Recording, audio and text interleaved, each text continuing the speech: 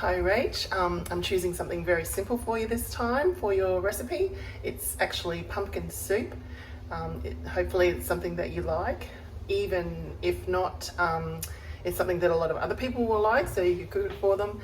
And there's actually, even though it's a very simple recipe, there's a lot to be learned from it. You can learn about seasoning, you can learn about marrying flavours together by reducing sauces and liquids. You can learn about texture, you can learn about garnishing, lots of different things like that. So it's actually a very valuable, simple, basic recipe to have in your repertoire. And soups are yummy in winter. And in fact, the first time I ever remember tasting pumpkin soup was in my early 20s in New Zealand. I was doing a ski season on Mount Methven, and when we came down from the slopes to the cafeteria, you know, that was up on the mountain, we would all buy a styrofoam cup of hot pumpkin soup, and it was just delicious. Simple, basic pumpkin flavour with a bit of cream on top, and we all loved it. It was just hit the spot. So these are the ingredients you'll need, and I'm just keeping it very basic, as I said. I'm using 2 halves of a pumpkin. You can halve everything in this recipe, just buy 1 half if you want to. But usually it's so easy to freeze and store that it's nice to make a big batch. So 2 halves of a pumpkin, 1 medium-sized potato, 1 onion, some nutmeg and some garlic. And I use water, and I'll need a wooden spoon and a grater for the nutmeg, and I've got a nice big Dutch oven to cook it in. So as I've said before, don't forget to sharpen your knife. Just makes the cutting a lot easier and safer. And these things are so cheap, really. It's worth it. I'm going to cut it again. Cutting through this part is quite difficult, so it's easier sometimes to come this way and cut through that way, then you can get it off more easily. Now that it's in a smaller size, it's easier for me to get the seeds out, and I'm just going to do that with a spoon.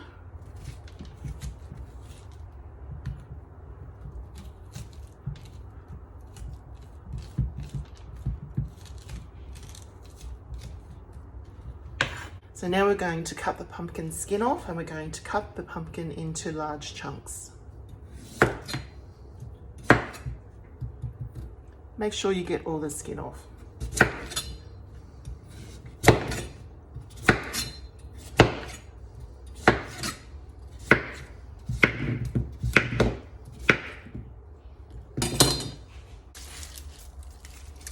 I'm just going to use 1 clove of garlic. Garlic's quite a strong flavour, and I just want to give a little bit of depth to the soup. I don't want it to change flavour and become really garlicky tasting. I just want it to be like a background savoury note in the soup. I'll just cut that in half. I'm going to use my garlic press to squeeze that out when I'm ready to cook. I'll just do the potato now. I do have a potato peeler, but I'm just being lazy. I'm just using the knife at the moment. This is a little paring knife, they call it, P-A-R-I-N-G, paring knife. It's specifically made to cut fruit and vegetables like this.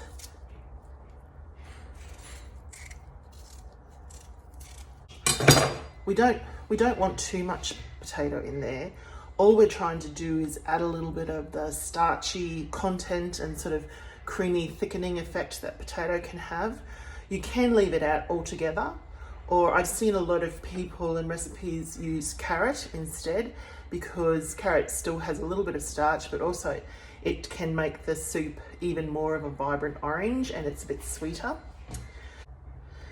This little amount of potato won't affect the colour, but it will still add a little bit of a thickening, creamy sort of effect. Okay, so the last thing I'm going to chop up is the onion. Okay.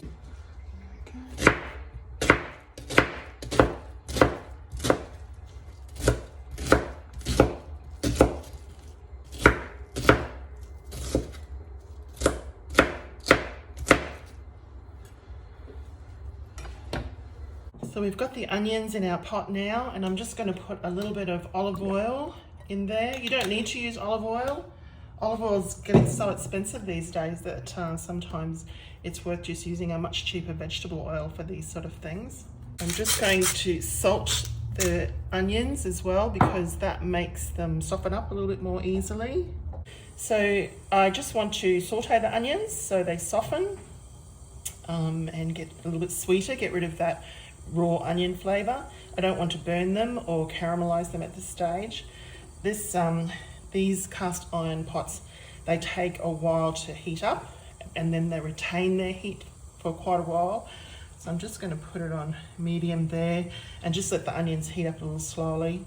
Once I'm satisfied that the onions are softened and sweeter, I'm going to add the garlic then.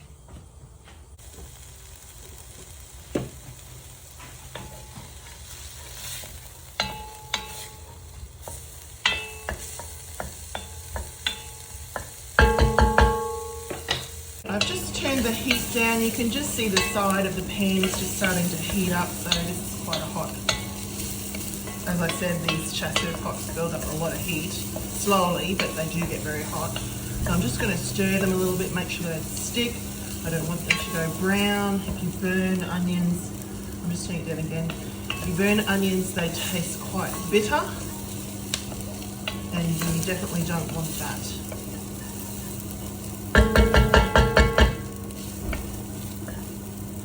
So I think you can see that they're sort of translucent. I'm just going to put in a touch of olive oil more because I just feel that it's just getting a bit dry, the bottom of the pan.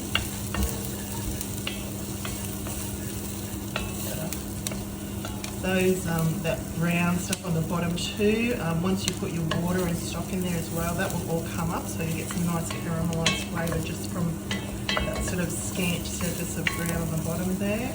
I'm just going to add my garlic. I've put the 2 cloves in here. I love my garlic press, it's a really good one. And just go like that. Get the garlic off. You only really need to cook the garlic for a few seconds. Again, you do not want your garlic to burn, absolutely not. At this stage I'm going to put actually at this stage you could add more seasonings if you wanted to. So to this recipe you could add a teaspoon of cumin and half a teaspoon of coriander.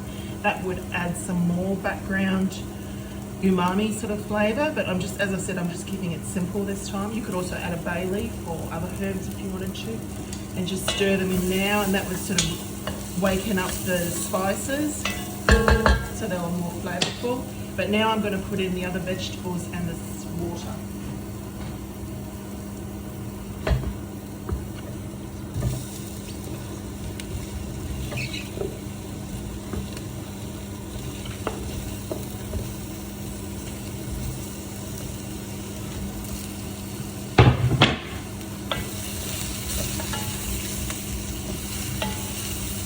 Stir them around in the oil a little bit.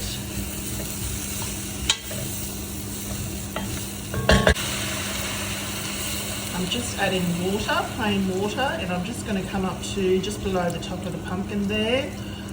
See, I don't know if you can see how the water's a nice brown sort of colour. That's from that bottom caramelisation of the onion. So I'll just go like that, just until it's sort of almost reached the top there.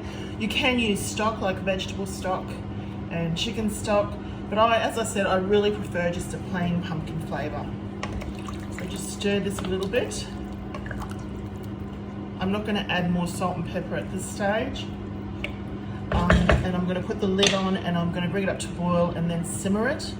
I'm probably going to simmer it on the back burner, this one back here, the smaller one, because this one at the front here is that big double burner, and it's hard to simmer things on that big double burner even if you've turned it down to the lowest temperature. But just for this stage, I'm going to turn it up to bring it to the boil, and then when it's boiling I'm going to put it on to simmer, probably about for 20 minutes. I want the potato and the pumpkin to be extremely soft. So this is boiling now, as you can see. I hope it doesn't fog up the camera too much. So what I'm going to do is I'm just going to start that back burner and turn it down to low there, and turn off this big front one, and I'm going to move the pumpkin soup to the back.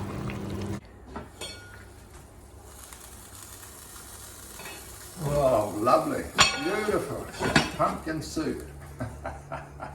Benjo, do you like the soup? We're really wagging his tail. I love the soup, man. One big dog Becky's there. I think this is done now, so we'll just take this lid off here and just check everything. And yeah, they're well and truly nice and soft, easily push them, and there's no hard bits left at all. So we'll turn that off.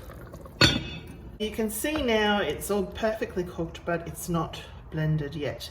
And we need to blend it. Pumpkin soup, the best pumpkin soups are really blended a lot. They have a really lovely, smooth, velvety texture.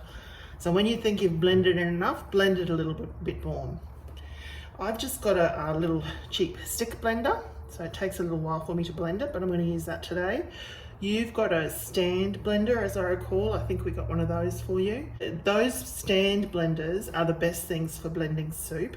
I just want to give you some tips about that.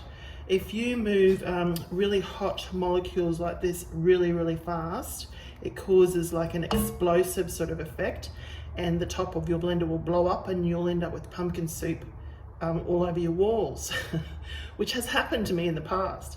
So if you are going to blend this in your blender, I would just do it half at a time. Definitely leave, 2 or 3 inches even of space at the top of the liquid before the lid of the blender.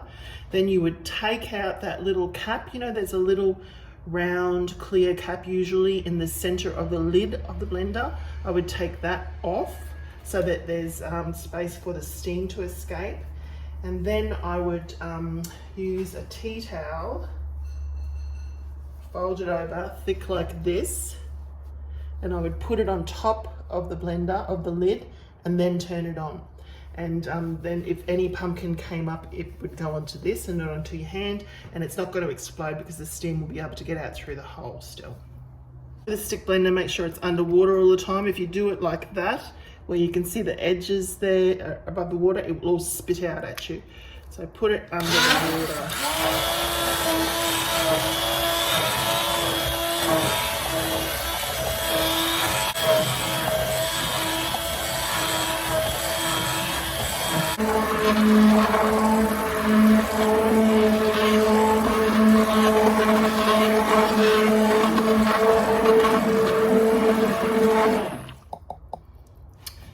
Okay, I think that's blended enough for the moment. Let's put that to one side. Now, what I'm going to do now is just taste it. See what it tastes like.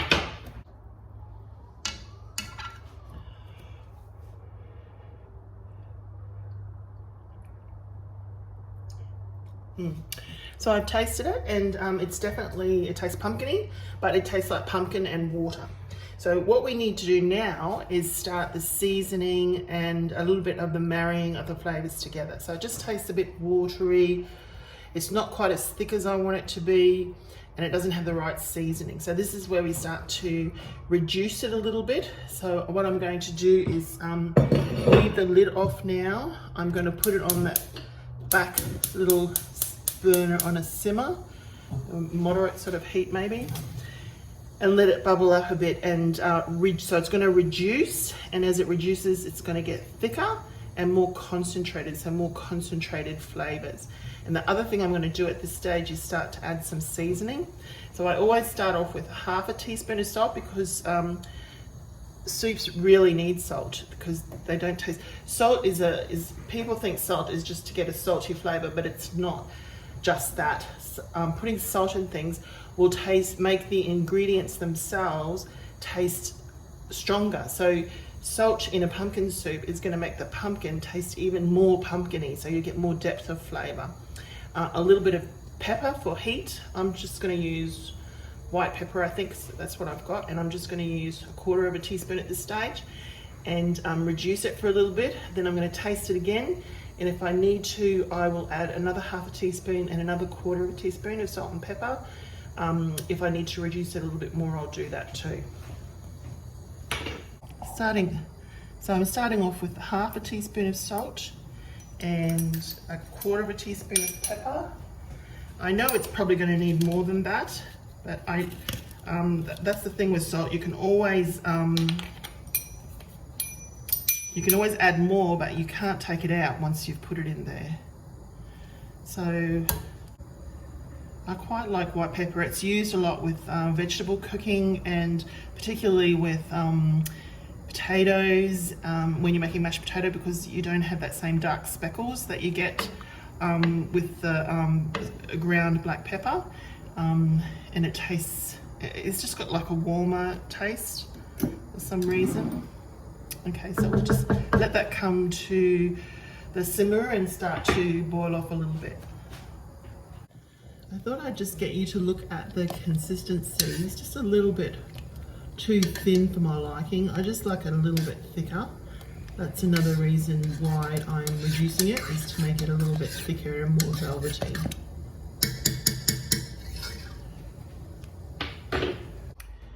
So this has been simmering for about 5 minutes, and I'm happy with that consistency. It's a bit thicker than before. It's still a bit liquid, but it's kind of blobbing a bit when it comes off the spoon there. So I'm just going to taste it now and see if it needs more seasoning.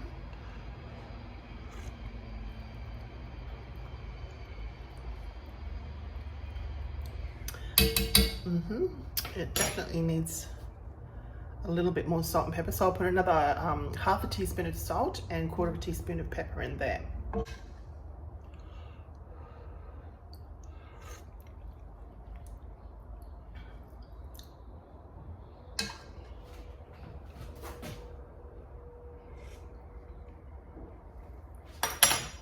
It's got enough pepper, but it just needs a touch more salt, so 1 more half teaspoon of salt.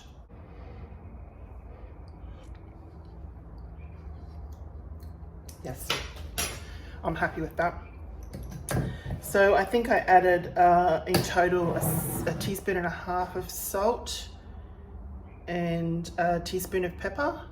The fact that we've reduced that now, you don't get the sensation that you're just tasting watery pumpkin. Now it tastes like a full-bodied pumpkin flavoured soup. So it's a difference in flavour from the reducing of the liquids. All right, so that's kind of finished at this stage. What I might do is just prepare a little bowl and just do some garnishing, some simple garnishing. Okay, well, I've got my bowl of soup. It looks very tasty, and I'm going to garnish it. And I think I always like to garnish it with cream on the top, a blob of cream in the center of the bowl, because I like the taste of, I find pumpkin soup by itself is creamy enough. However, some people like to put cream in their pumpkin soup. The problem with that is that it doesn't freeze well. And also, if you bring it fully to the boil after you add the cream will split. If you just simmer it, it won't split. But if you brought it fully to the boil, it would split, and it wouldn't affect the flavor so much as the texture. So I like to do it this way. That way I've got lots of pumpkin soup to freeze in individual sandwich bags. You can put them, a serve in a sandwich bag, put it down, once the soup is cooled, put it down flat in your freezer, and it'll keep there for up to 3 months. And then when you defrost it and heat it up in the microwave, then you can add I like to add sour cream. I like the tanginess of sour cream. I add that to the top of the bowl, as I'll show you, and put a sprinkling of nutmeg over the top. So I'll just do that now. Okay, so I'm just actually stirring the sour cream a little bit so it will form a quenelle better and sit better on the top of the soup.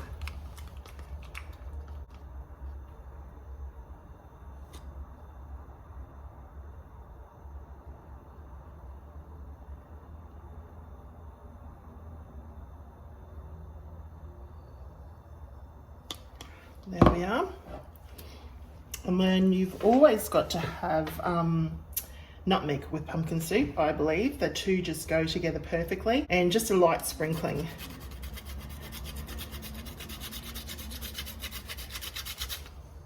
There we are. So that's my pumpkin soup. It's very tasty. I keep trying to shoot this bit, but there's a garbage truck that keeps going past all the time. That's why you see I've taken little bites out of the sour cream already. But taking a spoonful of the pumpkin soup with a bit of the sour cream and a sprinkling of the nutmeg,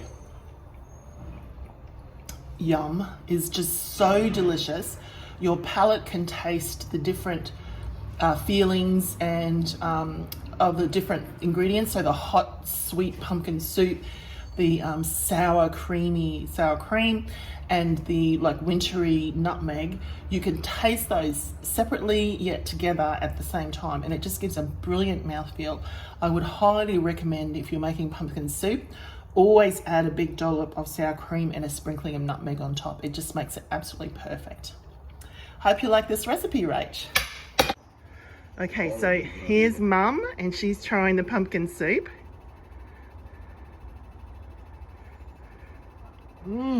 Oh, that is beautiful. It's good, isn't it? So good. I know, I thought you'd like it. Yum.